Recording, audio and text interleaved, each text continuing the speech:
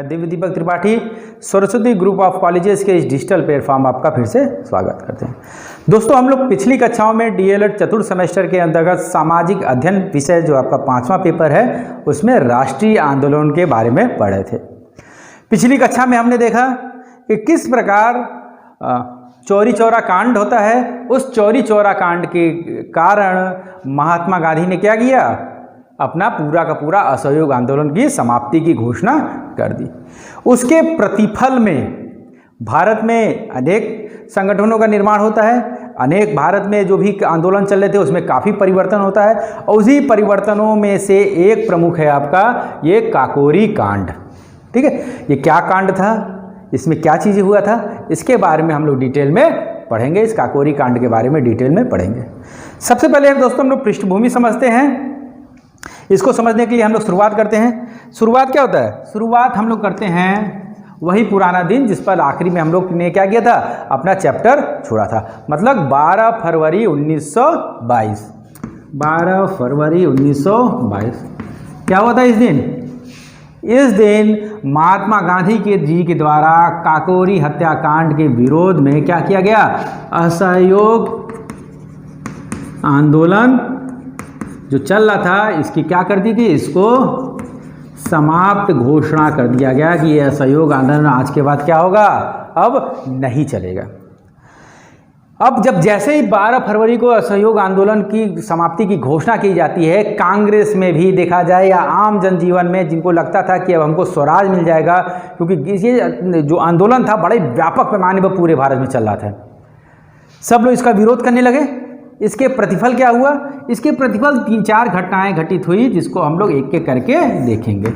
पहला क्या हुआ, पहला ये होता है कि हम देखते हैं कि 12 फरवरी 1922 के जैसे ही असहयोग आंदोलन की समाप्ति की गई, महात्मा गांधी जी को क्या कर लिया गया, मार्च में गांधी जी को गिरफ्तार कर लिया गया और कितने वर्ष के लिए, 6 वर्षों के लिए। ठीक है, गांधी जी गिरफ्तार होकर 6 वर्षों के लिए चले गए। अब जो कांग्रेस था, ठीक है, एक बड़ा नेता जिसके बताए गए आपके मार्ग पर पूरी की पूरी कांग्रेस पार्टी उस समय चल रही थी। ठीक है, इसमें भी अब कांग्रेस में 2 विभाजन होने लगा क्योंकि गांधी जी जेल में चले गए हैं, अब कोई मार्गदर्शन करने वाला नहीं है। तो कुछ लोग ये कहने लगे कि गांधी जी ने जो चीज़ें कहा है, जो तरीका अपनाया है, हमको उसी को लेकर के चलना चाहिए। कुछ लोगों ने कहा कि भाई असहयोग आंदोलन गांधी जी ने शुरुआत किया, ये आंदोलन बढ़िया चल रहा था, हमको इस आंदोलन को ही आगे कंटिन्यू करना चाहिए। लेकिन कुछ लोगों ने कहा कि चूंकि गांधी जी ने आंदोलन को बंद कर दिया है, इसलिए हमको भी क्या करना चाहिए, अब कोई भी विरोध प्रदर्शन कुछ भी नहीं करना चाहिए। तो धीरे धीरे विचारधाराओं में मतभेद होने रहा है। इस मतभेद होने के कारण पुनः दूसरा जो चरण होता है, जो कब माना जाता है, जो 1923 के करीब हुआ। कौन सा चरण था, ये क्या हो रहा है, 1922। विरोध बढ़ने लग रहा है धीरे धीरे। 1923 में जाकर के विचारधाराओं का क्या होता है, आपस में टकराव होता है और कांग्रेस में फूट पड़ जाती है और एक नई पार्टी बनती है, स्वराज्य पार्टी। ठीक है, कब बनना, 1923 में।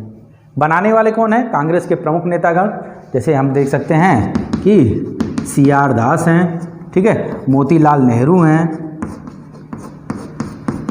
ठीक है, अब ये दोनों लोग बढ़िया पैसे वाले लोग थे, इन्होंने तुरंत अपना संसाधन लगा करके, बाकी फाइनेंशियल करके अपनी एक नई पार्टी बना ली और उसके अनुसार रणनीति करना शुरू कर दी।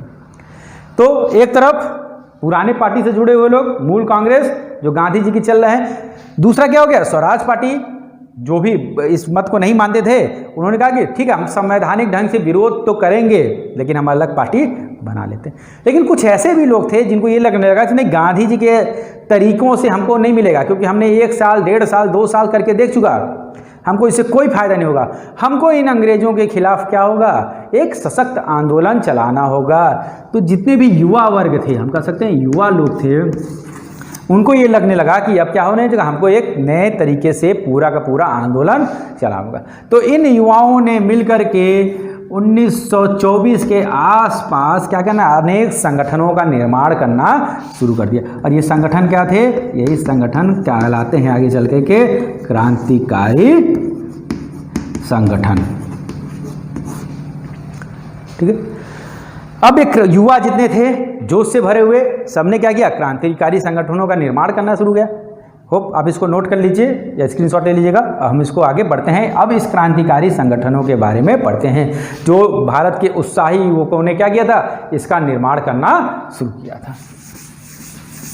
अब ये जो क्रांतिकारी संगठन थे, इनमें जो सबसे प्रमुख संगठन जो आगे चल करके पूरा आंदोलन अगले 10 सालों तक जो पूरे भारत के कहा जाए कि सारे क्रांतिकारी जितने भी घटनाएं घटित हो रही थी, विरोध प्रदर्शन हुआ था, सबका केंद्र था, उस संगठन का निर्माण होता है। अब वो संगठन कौन था? वो संगठन था आपका HRA शॉर्ट फॉर्म में, और इसी नाम से क्या था, ये प्रसिद्ध था। फुल फॉर्म देखा जाए तो फुल फॉर्म इसका है हिंदुस्तान रिपब्लिकन एसोसिएशन। क्या हिंदी में लिख दे रहे हैं हम, हिंदुस्तान रिपब्लिकन एसोसिएशन। ठीक है, ये जो पार्टी थी इसका ये मानना था कि हम क्या करते हैं, सशक्त आंदोलन के द्वारा ही हमको क्या हो सकता है, हमको स्वतंत्रता या स्वराज प्राप्त हो सकता है। इसकी बहुत बड़ी भूमिका है और इसी के तत्वाधान में, इसी HRA के तत्वाधान में ये काकोरी कांड की घटना घटित हुई। ठीक है, तो हम पढ़ते हैं कि इस HRA का गठन कैसे होता है, शुरुआती फेज से लेकर के आखिरी तक इस HRA का गठन कैसे होता है। इसको समझने के लिए हम थोड़ा फिर बैकग्राउंड में जाएंगे। ठीक है, अब जब असहयोग आंदोलन चल रहा था, पूरे दौर पर था, ठीक है, अब उसके बाद अचानक इसको बंद कर दिया जाता है, तो इसके प्रत्युत्तर में हमने कहा कि छोटे छोटे क्रांतिकारी संगठनों का क्या हो रहा है, युवा वर्ग है। भाई गांधी जी के कहने पर इन्होंने क्या किया, आप कह रहे हैं कि आंदोलन करो, स्कूल छोड़ दो, 1 साल में आपको मिल जाएगा स्वराज। हमने स्कूल छोड़ दिया, हमने पुलिस अंग्रेजी सरकार से विद्रोह कर दिया, हमारे नाम पर FIR हो गया है। ठीक है, हमारा कैरियर खराब हो गया है, हमको कहीं नौकरी अब संभावित अंग्रेजी सरकार में मिलेगी नहीं। लेकिन आप क्या करो, बिना हमसे पूछे क्या करो, सारा का सारा गांधी जी आंदोलन बंद कर दे रहे हो। तो ये युवा वर्ग काफ़ी नाराज़ था। ठीक है, और ये राष्ट्रीयता से ओत पोत कि हमने जब अपने कैरियर इस भारत माता के लिए बलिदान कर दिया, तो हम अपने जीवन को भी क्या करेंगे, इनके लिए निछावर करेंगे। तो इस प्रकार छोटे छोटे क्या हुआ, क्रांतिकारी संगठनों का निर्माण हो रहा है।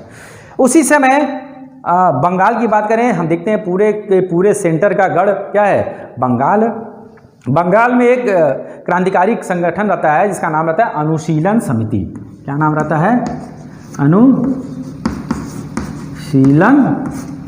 समिति। ये कहाँ का रहता है, बंगाल का रहता है। अब इस अनुशीलन समिति ने अपने विचारों के प्रचार प्रसार के लिए, ठीक है, अपने एक प्रमुख सदस्य रहते हैं, उनका नाम रहता है योगेश चंद्र चटर्जी को। किसको, कौन थे प्रमुख रहते हैं, योगेश चंद्र चटर्जी।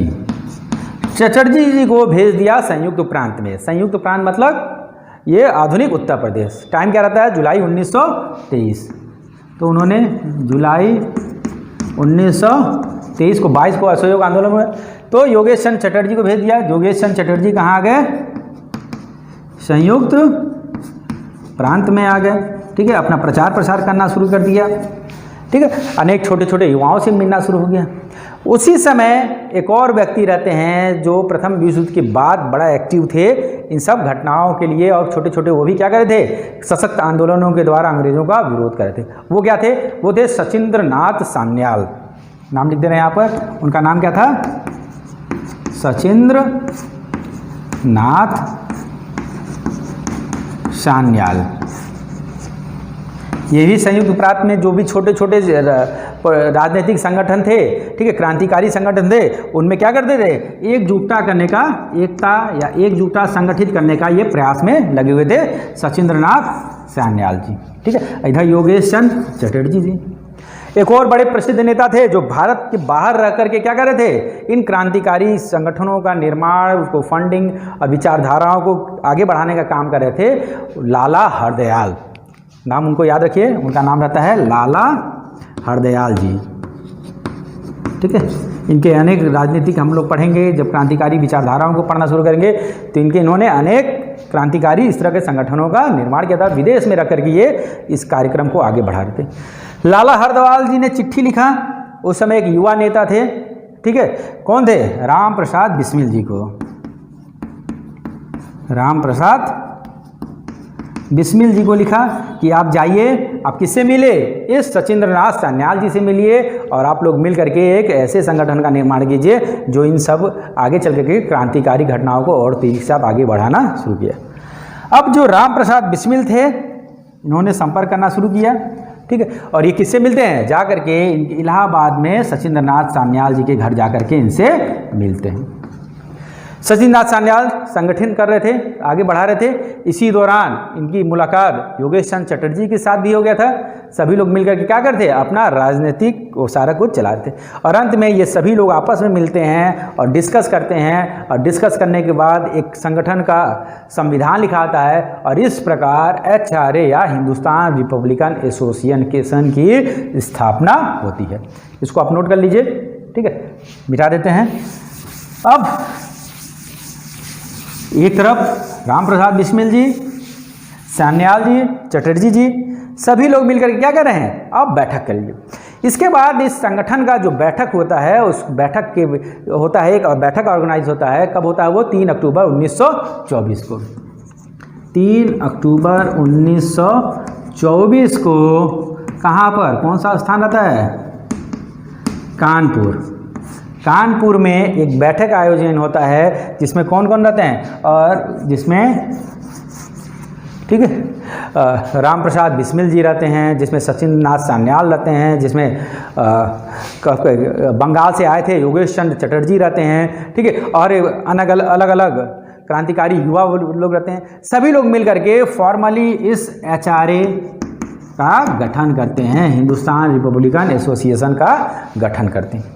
इसके बाद इसके संविधान को बनाया जाता है, और इसको बनाने का, अच्छा, इसका उद्देश्य क्या रहता है, इस HRA का प्रमुख उद्देश्य क्या रहता है, तो इसके प्रमुख उद्देश्यों को 2 भागों में बांट कर सकते हैं। पहला कि हमको क्या करना है, सशस्त्र क्रांति करना है, ठीक है, मतलब एक पूरा सामाजिक बदलाव करना है। और वो क्या होगा, वो एक सशस्त्र और संगठित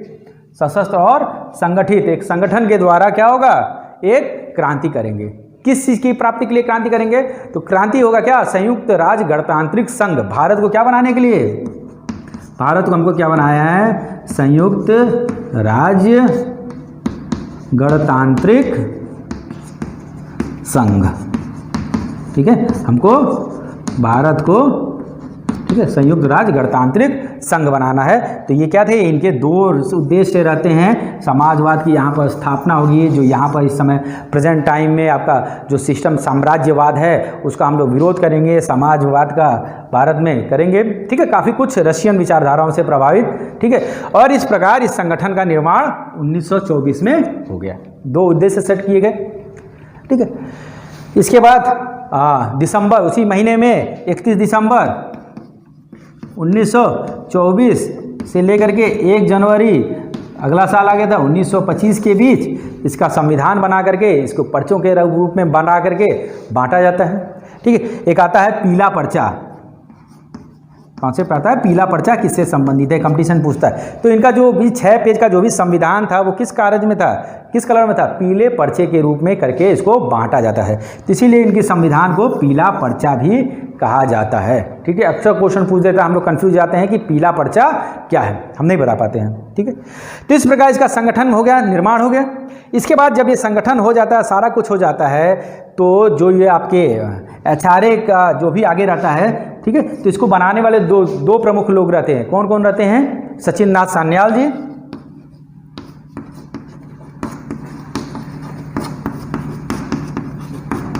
और कौन रहता है, और आते हैं आपका अनुशीलन समिति से जो आए रहते हैं योगेश चंद्र चटर्जी, याद है ना, योगेश चंद्र चटर्जी, ठीक है। ये लोग क्रांतिकारी विचारधाराओं को आगे बढ़ाने के लिए ये दोनों लोग कहाँ चले जाते हैं, ये दोनों लोग चले जाते हैं बंगाल की ओर। और पूरा का पूरा कमान, इस HRA का कमान किसको सौंप दे रहे हैं, HRA का कमान अब सौंप दिया जाता है राम प्रसाद बिस्मिल जी को, ठीक है। अब इस राम प्रसाद बिस्मिल जी के नेतृत्व में अब HRA काम करना शुरू कर दिया 1924 से। इतना कॉन्सेप्ट क्लियर हो गया। अब इसके आगे हम पढ़ते हैं, मिटा दें, ठीक है। अब HRA निर्माण हो गया है, उद्देश्य भी सेट हो गए हैं, सशस्त्र आंदोलन करना था, ये भी डिसाइड हो गया है हम लोग का। ठीक है, अब इस आचार्य ने अपने कार्यों को आगे बढ़ाना शुरुआत किया, युवाओं से मिलना शुरुआत किया। लेकिन आपको मालूम है किसी भी संगठन को आगे बढ़ाने के लिए, क्रांति लाने के लिए हमको क्या चाहिए? हथियार चाहिए। हमको क्या चाहिए? पैसा चाहिए। हमको ऑर्गेनाइजेशन को आगे बढ़ाने के लिए तमाम खर्चे होते हैं, उसके लिए पैसा चाहिए। ठीक है, अब धन की प्राप्ति जरूरी थी संगठन के लिए। ठीक है, आर्थिक रूप से, क्योंकि अब ये क्रांतिकारी संगठन था, आम जो जनता थी थोड़ी डरी हुई थी कि हम डायरेक्ट अगर इसको फंडिंग करेंगे और हम पकड़े गए तो हमारे पर कार्रवाई हो जाएगी। तब राम प्रसाद बिस्मिल जी रोजी रहते हैं, उन्होंने क्या किया? दूसरा तरीका अपनाया। ठीक है, और उन्होंने क्या किया? कहा कि हम किसके द्वारा? लूट के द्वारा पैसा इकट्ठा करेंगे। हम क्या करेंगे? जो संस्थान है, ब्रिटिश संस्थान है, उनको लूट करके पैसा इकट्ठा करेंगे। शुरुआत में एक दो राजनीतिक लूट करते हैं, इनको ज़्यादा पैसा नहीं मिलता है। उसके बाद ये डिसाइड करते हैं कि हमको संगठन के लिए बड़े पैसे की ज़रूरत है और इस बार हम बड़ा डकैती करेंगे। और बड़ा डकैती क्या होगा? लूट हम किसकी करेंगे? सरकारी खजाने की। ठीक है, अब किस सरकारी खजाने को लूटा जाए, कैसे लूटा जाए, इसके संबंध में 8 अगस्त 1925 को 8 अगस्त 1925 को एक बैठक आयोजित होता है। बैठक कहाँ आयोजित होता है? ठीक है, जहाँ के राम प्रसाद बिस्मिल जी रहने वाले थे, शाहजहाँपुर में। तो बैठक कहाँ आयोजित हो रहा है? शाहजहाँपुर, उत्तर प्रदेश में। ठीक है, सो उस समय संयुक्त प्रांत था। ठीक है, डेट क्या है? 8 अगस्त 1925 में। पार्टिसिपेट कौन किया? पार्टिसिपेट करते हैं राम प्रसाद बिस्मिल जी करते हैं, अशफाक उल्ला खां करते हैं, चंद्रशेखर आज़ाद करते हैं। ठीक है, तो इस तरह लोगों ने क्या किया? इसमें पार्टिसिपेट करना, बनारसी लाल करते हैं। ठीक है, तो इस प्रकार इसमें कई क्रांतिकारी युवाओं ने पार्टिसिपेट किया और डिसाइड किया गया कि अगले दिन हम लोग, मतलब अगले दिन क्या हो रहा है? 9 अगस्त 1925 को एक सरकारी खजाना लूटेंगे। वो सरकारी खजाना क्या होगा? एक, ठीक है, 2 स्टेशन है, अब इसको समझिए, ये 2 स्टेशन है। ठीक है, यहाँ पर लखनऊ और यहाँ पर सहारनपुर। ठीक है, अब सरकारी पैसा एक जगह से दूसरी जगह जाता था। ठीक है, मेन सेंटर लखनऊ था, वहाँ पर सारा पैसा आता था। ठीक, तो क्या हुआ? तो यहाँ से एक ट्रेन जाएगा। ठीक है, और ये ट्रेन क्या होगा? यहाँ से पैसा लेकर के वापस यहाँ पर आएगा। ठीक है, ट्रेन का नाम क्या है? ट्रेन का नाम है 8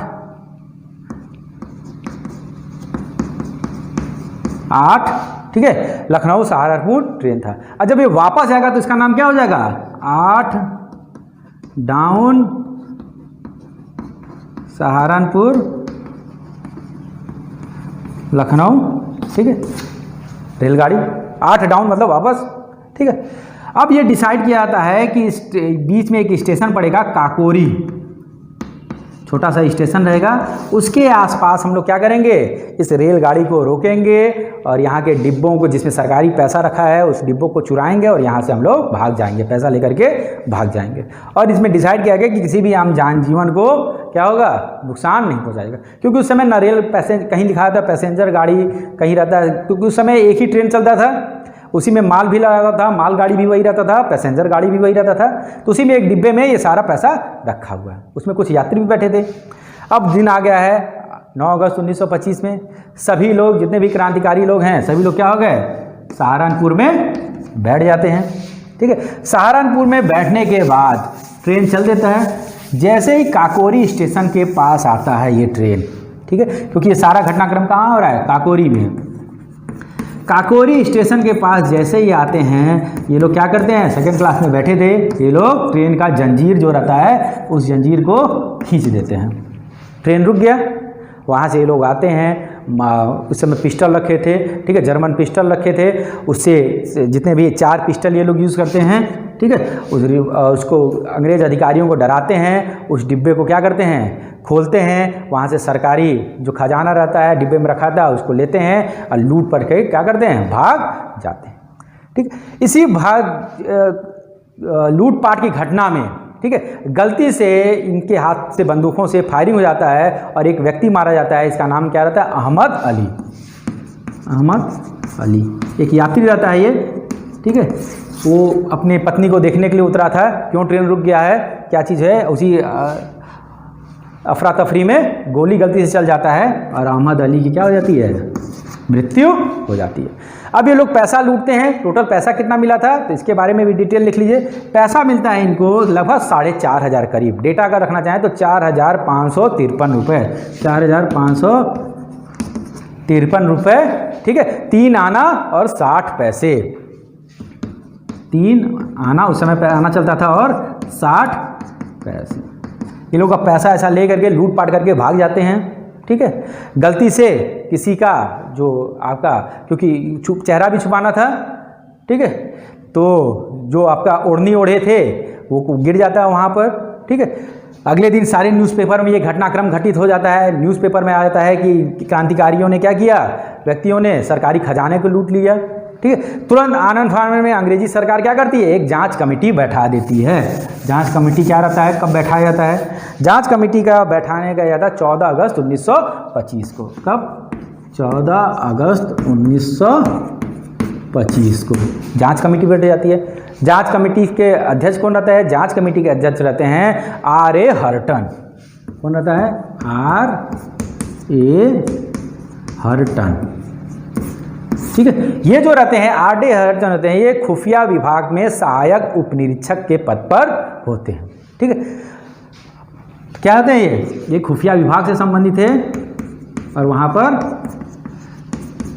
सहायक उपनिरीक्षक रहते हैं, सहायक अब इनको जब ये मिल जाता है तो ये क्या करते हैं, इसको जांच करना शुरू करते हैं। जांच में उनको पता चलता है कि एक चादर गिरा हुआ है, चादर को इंक्वायरी किया जाता है तो उस समय लोग कपड़ों को धोबी को देने के लिए देते थे। धोबी लोग क्या करते थे, उसको मार्किंग कर देते थे। तो मार्किंग से पता चलता है कि ये कपड़ा जो धोया गया है वो शाहजहाँपुर के किसी धोबी ने धोया है। वहाँ से लिंक को लोग खोजना पड़ते हैं, सारे धोबियों को पकड़ना शुरू करते हैं। वहाँ से इंक्वायरी होता है तो पता चलता है कि जिस व्यक्ति का, सहारनपुर के जिस व्यक्ति का ये चादर था उसको बारे में खबर मिलता है। वहाँ से उस व्यक्ति को पकड़ लिया जाता है। तो जब उस पर टार्चर किया जाता है तो धीरे धीरे क्या करता है, सारे नाम बता देते हैं, कौन कौन उस मीटिंग में बैठा था उस दिन 8 अगस्त की मीटिंग में कौन कौन सम्मिलित था, ठीक है। सारा करने के बाद आ जाता है समय कब, 25 सितंबर 1925, 25 सितंबर 1925। 25 सितंबर 1925 में इंक्वायरी के बाद 11 व्यक्तियों के खिलाफ क्या होता है, गिरफ्तारी वारंट जारी हो जाता है। गिरफ्तारी वारंट जारी हुआ और अगले दिन से धरपकड़ होना शुरू हो जाता है। जैसे ही 26 सितंबर होता है, 26 सितंबर 1925 से सबका धरपकड़ होना शुरू हो जाता है, क्योंकि सारे सूचना मिल जाता है।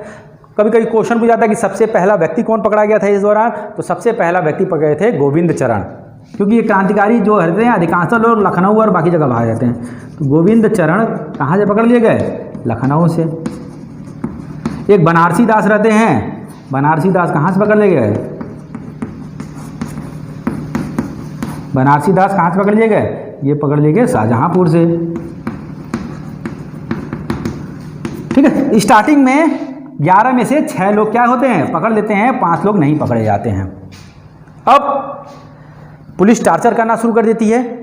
अंत में जो बनारसी दास रहते हैं, ठीक है, कौन, ये बनारसी दास, ठीक है, क्योंकि युवा रहते हैं बेचारे, 24-25 साल के लड़के रहते हैं, टार्चर नहीं सह पाते हैं और ये क्या करते हैं, बनारसी दास सरकारी गवाह बनने के लिए तैयार हो जाते हैं, ठीक है।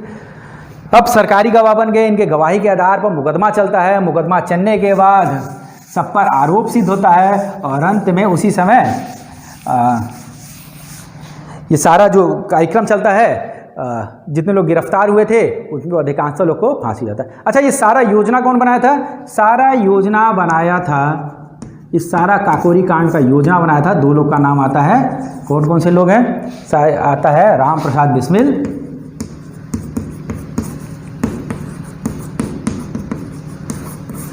और अशफाक उल्ला खां। अशफाक उल्ला खां को जो सारा कार्रवाई काकोरी कांड का जब न्यायालय प्रक्रिया खत्म हो जाता तब गिरफ्तार किया गया। 2 लोग पर सिद्ध होता है कि ये लोग योजना बनाए थे।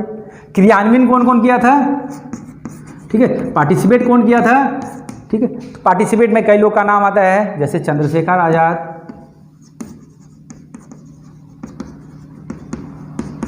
ठीक है, जो बाद में एचआरए की कमान संभालते हैं, ठीक है, राजेंद्र लोहड़ी,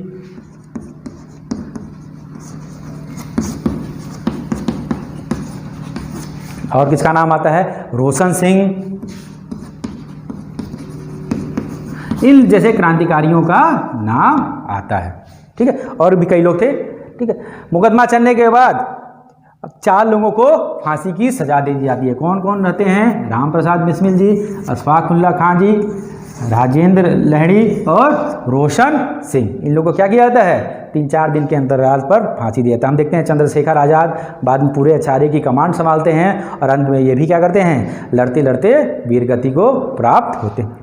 तो इस प्रकार काकोरी कांड ने पहली बार अंग्रेजी सत्ता के खिलाफ एक क्रांतिकारी संगठन का उदय किया, जो हिंसा के द्वारा, ठीक है, लूटपाट के द्वारा क्या करता था, अपने कि पूरे भारत में क्रांति चलाना शुरू किया। अब इस काकोरी कांड के फलस्वरूप पूरे भारत में इस आंदोलन के बारे में चर्चा होने लगा, आचार्य के बारे में चर्चा होने लगा। तो जितने युवा वर्ग भी थे जो अंग्रेजी सत्ता से नाराज थे, वो सभी लोग क्या होने लगे, तेजी के साथ इस आचार्य के सदस्य होने लगे।